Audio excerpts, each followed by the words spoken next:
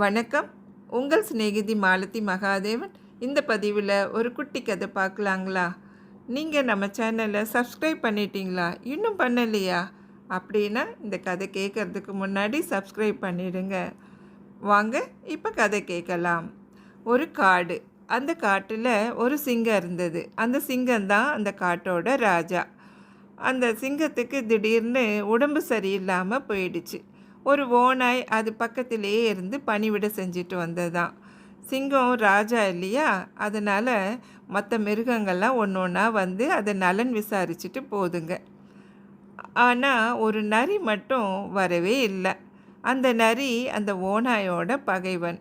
அப்போ அந்த நரி பக்கத்து காட்டுக்கு போயிருந்தது. அதனால் அதுக்கு விஷயமே தெரியாது. ஆனால் இந்த ஓநாய் என்ன சொல்லிச்சு தெரியுமா சிங்கத்துக்கிட்ட? அதுக்கு அந்த நரியை கொன்னுடணும்னு நினப்பு. அதனால் சிங்கத்துக்கிட்ட சமயம் பார்த்து, ராஜா ராஜா பாருங்க, நீங்கள் இவ்வளோ உடம்பு சரியில்லாமல் இருக்கீங்க, ஆனால் இந்த நரி பயல் எட்டி பார்த்தானா பார்த்தீங்களா? அவன் ரொம்ப ஆணவம் பிடிச்சவன். அது மட்டும் இல்லாமல் நீங்கள் இறந்ததும் அவன்தான் ராஜாவாக போகிறதா சொல்லிட்டு திரியிறான். அவனுக்கு எவ்வளோ திமிரு அப்படின்னு சொல்லி சிங்கத்தோட கோபத்தை அதிகமாக்குது. இந்த கொஞ்ச நாள் ஆச்சு. இந்த நரி தன்னோட காட்டுக்கு திரும்பி வருது.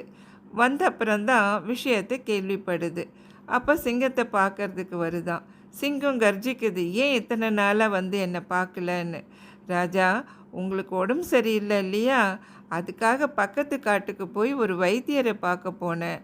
அவர் சொன்ன மருந்தை கொடுத்து அவங்களுக்கு சரியாயிடும் இல்லையா, அதை கேட்டுட்டு வரதான் போயிருந்தேன், அதனால தான் வர முடியல அப்படின்னு சொல்லிச்சு நரி.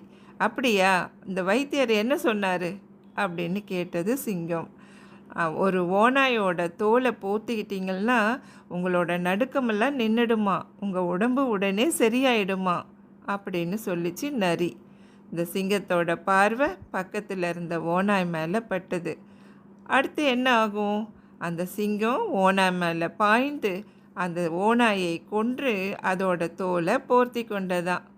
கெடுவான் கேடு நினைப்பான்னு சொல்கிறாங்களே, அது சரிதான் போல இருக்குது.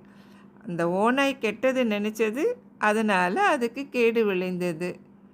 இந்த கதை உங்களுக்கு பிடிச்சிருக்கா? பிடிச்சிருந்தா காமெண்ட் பாக்ஸில் உங்களோட கருத்தை சொல்லுங்கள். நாம் இன்னொரு கதையோட இன்னொரு பதிவில் சந்திக்கலாம். நன்றி.